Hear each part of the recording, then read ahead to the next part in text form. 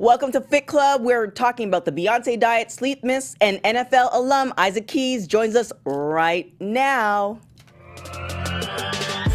You're tuned into Black Hollywood Live, the world's first digital broadcast network devoted entirely to urban entertainment and pop culture. Tune in right now. What's up, guys? My name is TK Trinidad. Shaka is out flexing, profiling, styling somewhere. I don't know. However, that doesn't stop the show from going on. Special guest and like my workout homie. Well, like not my workout homie. Like he does the workout and I just die in the workout. Shout out to G-Train Fitness. However, not only is he a workout fiend, NFL alum, he's on The Oath and Get Shorty.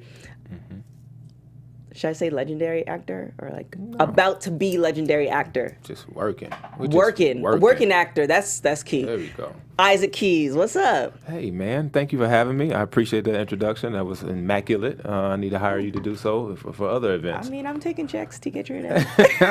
Checks for everybody. Checks for everybody. So we'll get all up into your business in a sec, but let's get into some stories. So apparently, according to CNN, skipping breakfast is tied to a higher risk of heart disease, heart-related deaths, actually. Now, what's your kind of your MO as far as I think your feel of what breakfast? isn't tied to some type of disease? I mean, every time we turn around, there's something. From even being a kid, there's always something that caused cancer, heart disease, and I think there's going to continue to be things like that because there's so many studies going on. I think with that, I mean, who knows? I mean, you have to give validity to the study, but at the same time, I mean, is it affecting everyone or is it not? I just eat breakfast because I'm hungry.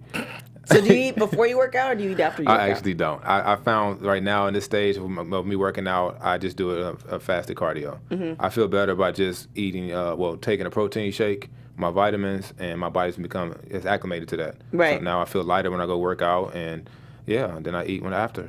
Yeah, I feel the same way. I feel like if you are on a healthy, if you feel healthy and you're going to the doctor and you're getting your vitals and everything is in check, whether you skip breakfast or whether you don't have breakfast or you do have breakfast, that doesn't really apply as long as your body's. Yeah, I think that's a lot with a lot of things going on with all these different diets. I mean, people just try different things, and it's okay, but you eventually have to find what works for you. And then you have to switch it up. So sometimes, I may wait a while, but then I may start eating breakfast before I go working out and do that for a while, just so my body it's always have to go to different levels. Yeah, I think your body will tell you, too. It does tell you. You feel certain ways. I mean, you got to pay attention to your body, and that takes you time doing certain things to your body so you can be in tune to what works for you and what doesn't. And then what about when you were playing in the league? What was your regimen with that?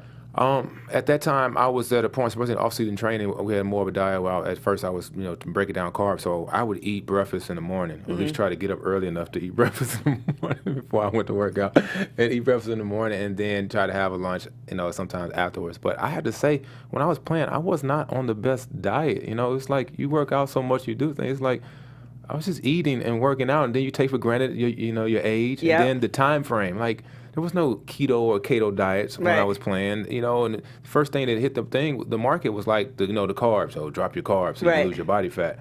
But other than that, people were just eating and just working out. Yeah, but you were also training, 6 hours a day? Yeah, I guess you could say that. Maybe you look at the practice and work out afterwards. So yeah, it was. Yeah, I feel like you probably need to have breakfast before that, else you might better pass have something. out. Yeah, you better have something. The biggest thing is stay regular. People don't stay regular. You gotta stay regular. It's actually true. I was talking to a friend of mine like a week or two ago, and I told her, without getting into details, it's like, I know I'm somewhat good because when I have a meal, it's good. Hey, I'm telling you, 2 times a day. And a lot of people be like, what? 2 times a day? No, you need to go 2 times a day. If you're going once a week, then there's a problem. If you're going once a week, you walking around, your face is scrunched up, you got an attitude, and you just you're not living your life right. Are you sure their face is scrunched up? I'm sure. I walk down the street, especially in LA, there's a lot of scrunched up faces because they're not regular. It's probably vegetables. You need to add those vegetables. Now we're also going to get into the Beyoncé diet. Did you see her documentary? I did see a documentary. I sat down and watched Homecoming. Oh my gosh. So during that, she talked about the diet. So she cut out the carbs, she cut out the sugar, she cut out the meats. And the last part was hilarious, but inspirational at the same time, if that makes sense. She said, I'm hungry. Right. What did you think of her diet? I mean, I experienced the Beehive by people, being fans. I can't say that I'm in the Beehive. I'm a fan of what she's doing, but can we just give it up to how, you could see that documentary, like, it was working. Oh, yeah. Oh, she snatched it up real quick. I mean, it ain't real quick. It was over a month, a period of months, but she snatched it up real quick, so it worked for her. Yep. And she was on strenuous workout and rehearsal plan, and so, a lot of dance and activity also helped, but having those babies and coming back and making it work like that and put on a hell of a show. Yep. Hey, I was looking at her like, is she singing? I'm like, that's not lip sync. She's singing right now. That's a choice, she too. was moving around. I was looking at them dance steps. I'm like, oh, man, she's something else. But with that diet, I think, like anything, it worked for her. And I think she has tried different things. Like, I think she tried she did the master cleanse. She was big on that. She did the vegan one last year. Had everybody drinking the lemon water and the cayenne and walking around. And, now she switched it up. They're going to do that, too. And now people are going to start cutting out all the things she cut out. Yeah, but that's a pretty common... I mean, even if you don't go as extreme as her, like, if you were to actually look at how much food you're eating and what you're eating, like, a lot of people don't have enough vegetables and fruits, and it's way more carb heavy. Even if you are trying to eat heavy, if you actually were to analyze everything, then you realize, okay, well, this is not working. So I think definitely a variation of that. I think it's a variation. I mean, as a culture and as people, well, at least I was in my household, we were taught you finish your plate. So, and it's like my mom would say, your eyes bigger than your belly. If you put that on your plate, get what you just need. Right. But, sometimes I'm hungry, mama. And you go in there and you put all this food on your plate. And then your mom's like, well, you don't leave the table until you finish your food. Right. And we started to continue to adapt to that. And, as a society, we overeat a lot. Yeah, but just put less on your plate. Like, do you eat as much as you did when you were playing sports? No, I don't. Because I'm thinking of all the stuff that I ate when I ran track and even played football. It was just like pizzas. I used to make lasagna, like pans of lasagna with cheesecake, pineapple cheesecake. Like, that was like a thing. And then don't start talking about breakfast. I used to have the whole... Man, I used to make Coney Islands. I used to have 3 hot dogs with chili on top of it and cheese and everything. But your body ain't the same anymore, though. I'd be lucky if I had a vegan waffle 2 or 3 days ago, and I barely got through. I got through 2. Yeah. Like I legitimately couldn't even. I was like, nah, can't even take this home. I'm good. But sometimes people right now, they fight to keep on eating and they stuff themselves. And I mean, I'm a victim of it myself. You get hungry, you start trying to eat too much. You're so a victim of it discipline. yourself. Yeah. Y'all need to go on. What's your Instagram? I had a Pizookie yesterday. Isaac Keys. Everything's Isaac Go on Keys. his Instagram and you'll see that he's not a victim to food, but whatever. If you want to believe that, to each his own. You had a Pizookie? That Pizookie was that? a victim yesterday. A Pizookie is it's a slightly cooked cookie in a pan, in a skillet. So it's cooked, but it's soft, and they put ice cream on top of it. Where do you get and this? And it's different. I shouldn't tell you. Oh, I don't. Yeah, I can't eat it anyway. They have vegans. Pizookie. Oh. Oh, look. Oh, now you're in treat. Now I'm interested. You're treat. No. So is that, and they put ice cream, and they have salted caramel, they have hot fudge, they have Oreo cookie, they have red velvet. BJ's is kind of the place to go. BJ's? Yeah, BJ's, the restaurant. Look it up. I just gave them a shout out. Okay. Yeah. I need Get that discount. At BJ's. Now we're going to go into a sleep myth. So the whole thing, like the biggest one was if you go hard during the week, you're going to catch up on sleep during the weekend, which is not true. A lot of people also have like a drink before they go to bed, which actually turns out to be messing up your system for the next day in the long run. So are you regulated as far as sleeping, or what's your sleep pattern? I'm not very disciplined on it. I mean, I understand I should have 8 hours, but I also know the hustle is real. Sometimes it's out here, you got to get things done, and while you're sleeping, other people are getting it done, or you have to try to, I think that's why scheduling is very important. Yeah. Which is something that a lot of people don't do, and even I need to work on more scheduling so I can know that I'm going to do this in this a certain amount of time or within this hour. And when I do it, I feel more fulfilled.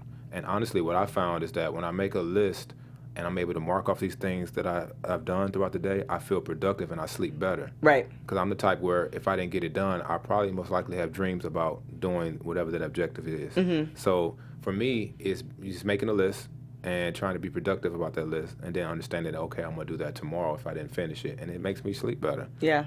Now, that drink before, it just depends on how much you drink. Everything's in moderation. I think for me, I picked up this habit from my ex because he was like a former bartender. So we used to always have like a nightcap. And then when we broke up, I took that trait. Yeah.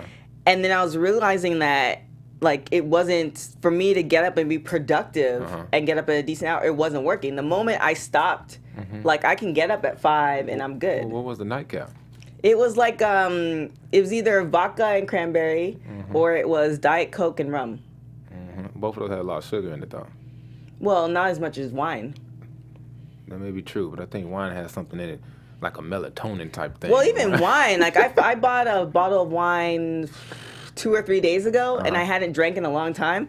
I was out, like it wasn't a nap. I was out for a good 3 hours in the middle. It was on a Sunday in the middle of the day, like just. That's what I call a good time. That's daytime minutes. Well, I mean, I don't mind having an afternoon nap, especially when it's like just warm. It's not like hot. It's just like the nice like warm weather. I don't mind that. But when you're not ready, but the wine's like, we're going down, then I don't necessarily control your body. I don't necessarily want that. Yeah. But with the sleep part too, I was listening to Gary Vee. If you guys follow me on my Instagram at TK Trinidad, I've been talking about him a lot because I've been binging on his stuff. He was talking about people who do 8 hours versus 6 hours. And it's like, well, whatever your body needs, just make sure that the rest of the time you're effective. Like how many times do you take your phone into the restroom and now instead of being in the restroom for 5 minutes, you're now in there for 25 minutes just scrolling through social media. Your legs fall asleep. Yeah, and you're like, oh, it's been 25 minutes. Yeah. So it's like if you're productive with your time, you can still get in that 8 hours and still hustle as the person who gets up at 6 versus the person who gets up at 8. Because the person who's getting up at 6, they're yelling at, I got up at 6 o'clock. What are you doing? Right. But are you taking an afternoon nap in the middle of the day? Yeah. Exactly. And I totally agree with that. It's all about, it comes down to that scheduling, I think, too. Like you said, you sit on that toilet and be scrolling on Instagram, your legs fall asleep, and then you're trying to get up, and that takes another 10 minutes. Wow, I don't know. It takes another 10 minutes. That's what somebody told me. Okay. All right. Somebody. Somebody said that. You be late to work out, and then Oh, so that's why you're late. Okay, now it makes sense. So what happens is for y'all, we both go to G Train Fitness, which is in North Hollywood, and the class is supposed to start at 9. And what happens is you might get like 3 or 4 people there at like 9. I try to get there between at like 8:50.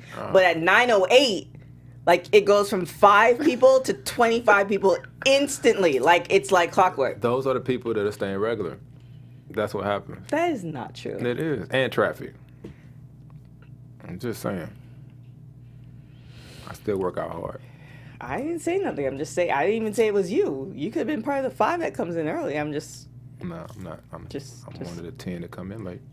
But I at work out hard, at though. 9:08.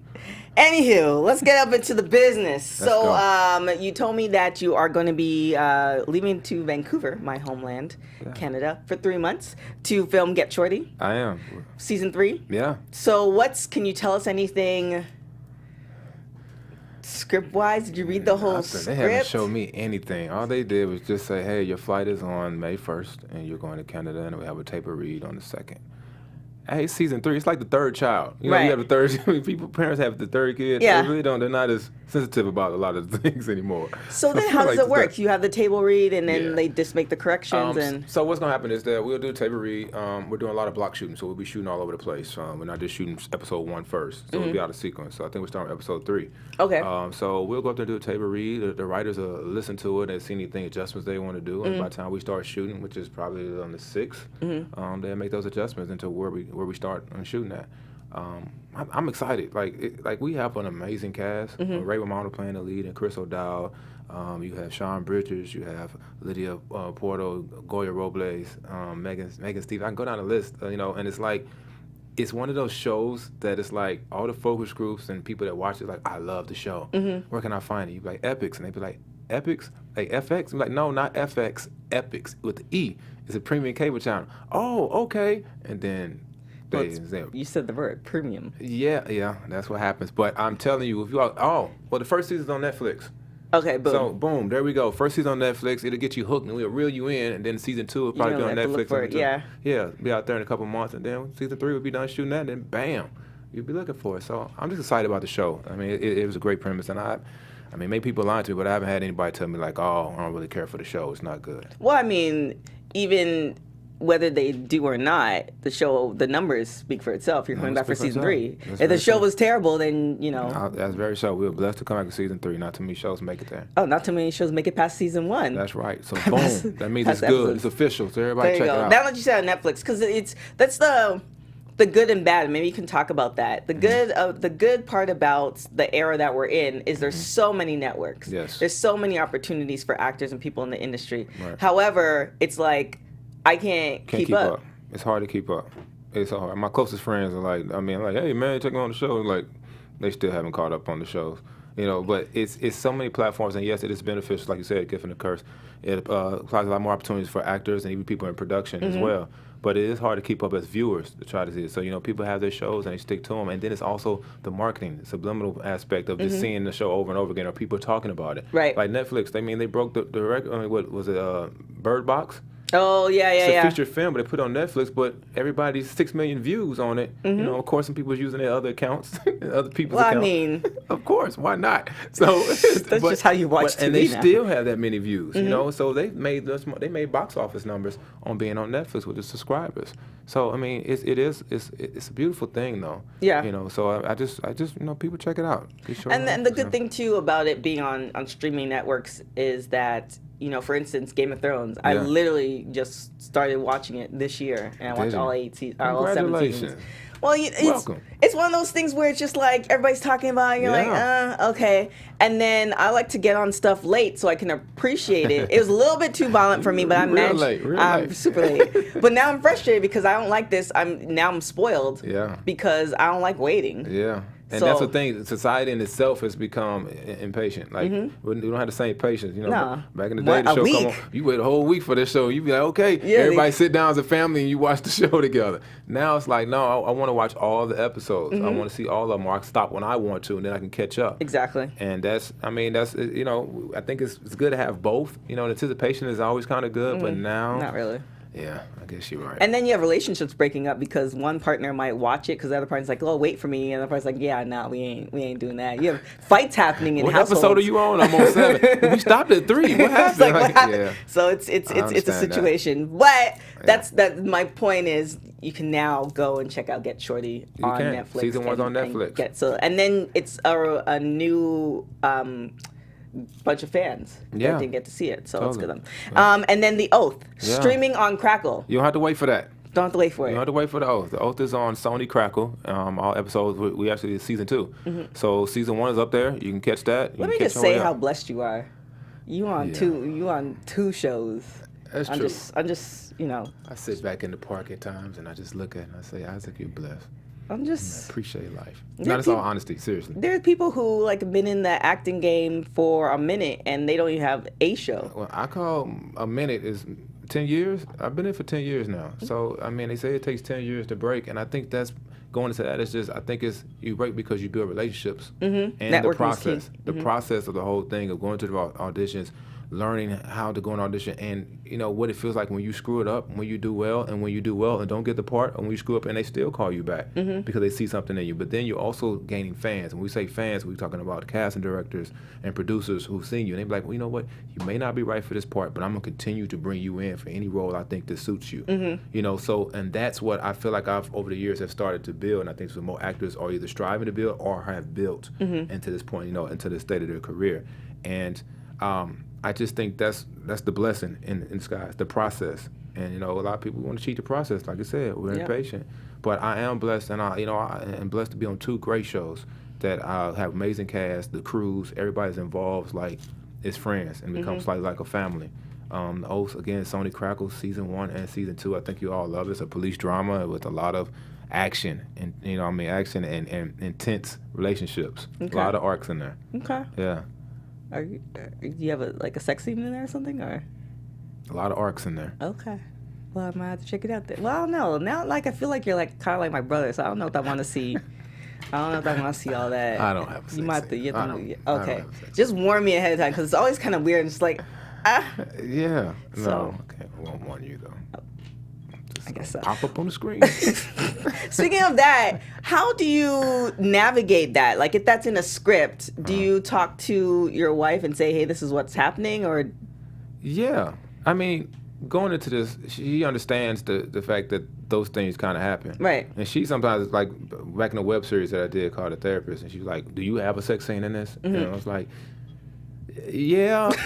Well, I kiss her, you know, like that. Like, and I think it kind of, you know, over time has prepared her for it. She's not an actor or entertainment, so that kind of is something different for her to have to experience. So it was, you know, I had to be very empathetic in the situation of explaining it to her and let her know what it is. And she's been great with it. So I try to let her know, you know, and I think right now so far it's been good, but I haven't had anything crazy hot in the steam. I haven't any monster like, ball or type 50 scenes Shades or anything. Yeah. Would you take a movie like that? With Halle Berry, or we just in general? What are we talking about? Just 50 Shades, or just if the script is right and everything, and I find myself being able to really want to portray that character, yes. And yes, because I'm not at the point of career where I can really turn down just everything. Right. But I do think about it and have a say so Okay. in the matter. Of course. If it's tasteful, I don't want to, I'm always still at my brand. Right. It's still about me. Okay. Right? So, like I said, y'all, what's your Instagram again? Isaac Keys, across the board, everything. Find him on Instagram. He has, you know, workout stuff. He has his working stuff, and you know, if you go on the stories, they're sometimes half naked. So, how do you get to this point where you're good? Like, what's your training regimen? What do you do? I think it's consistency. I've been working all my life. I started lifting weights like around 8 or 9. Like my uncle was like a bodybuilder, and I was a chubby kid, and I was athletic though. I called it athletic chubby is what I called it. So I was playing a bunch of sports, but I was just, you know, a chubby kid. I was wearing them husky jeans and things like that.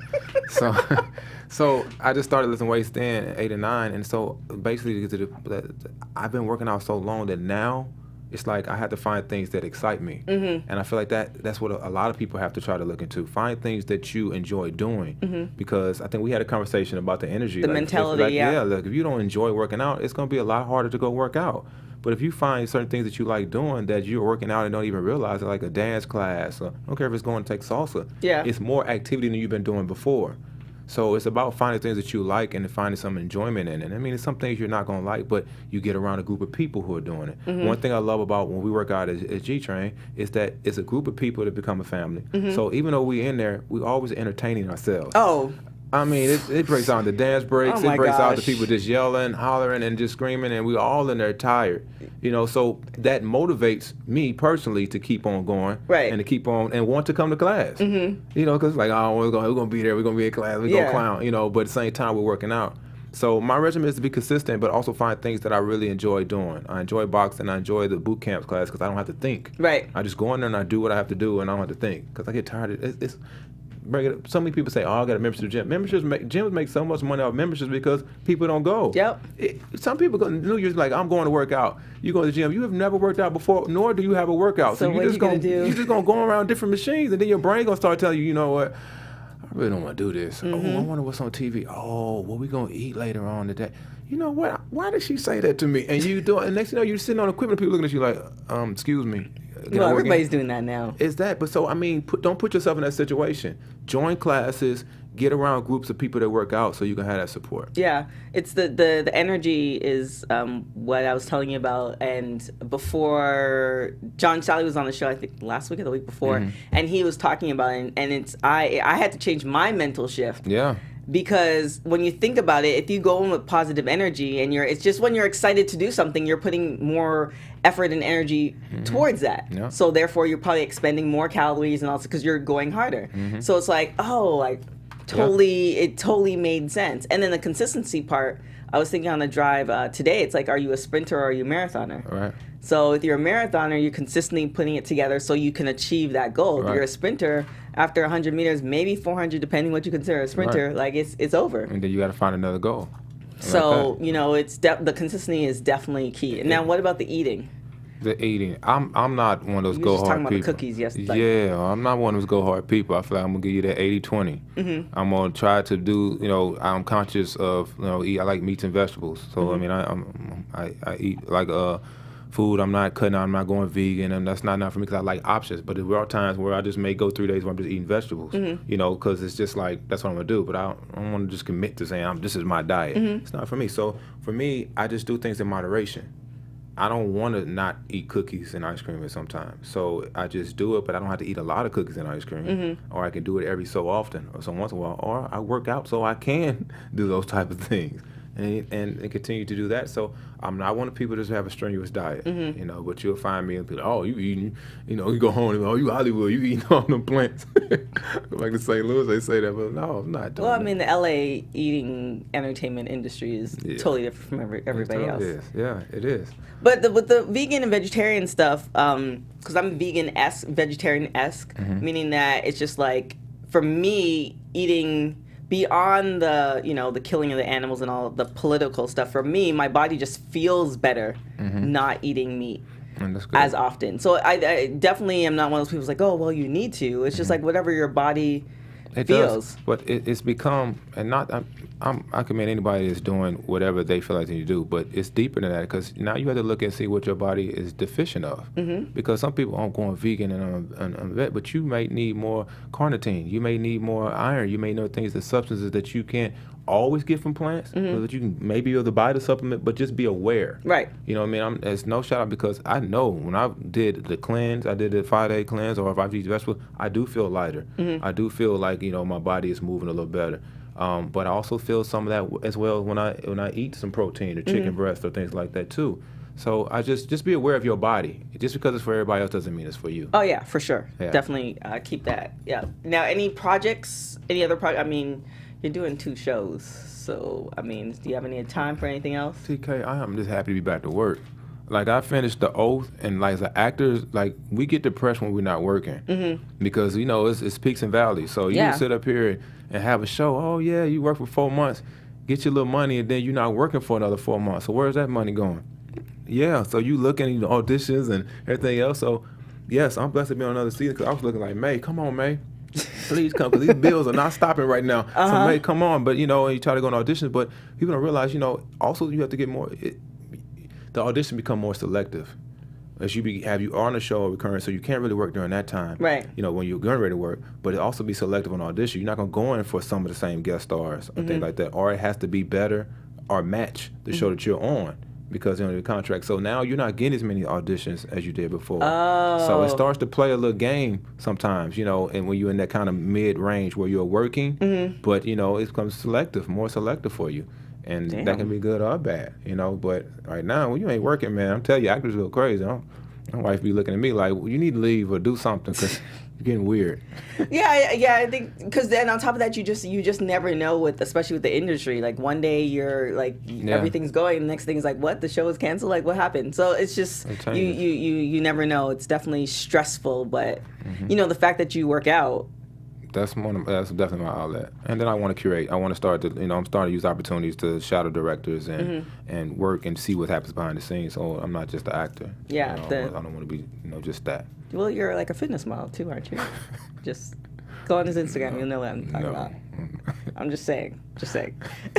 It's mine. I'm gonna flaunt it. I work for it. So we have the Oath on Sony Crackle streaming.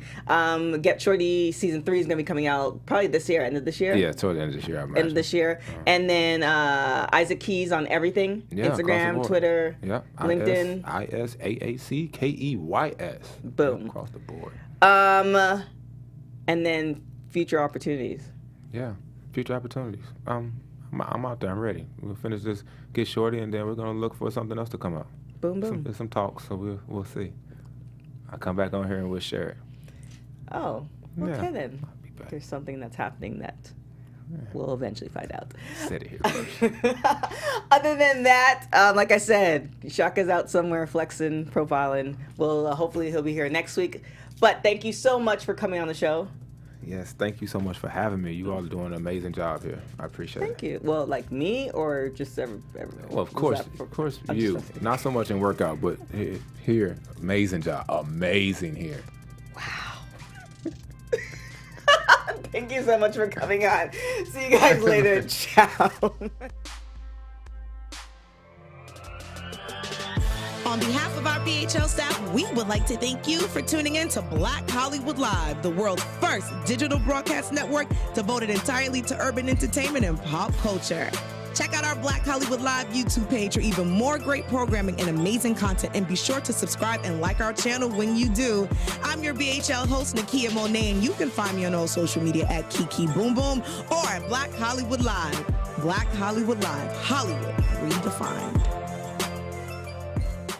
The views expressed here are those of the host only and do not necessarily reflect the views of BHL or its owners or principals.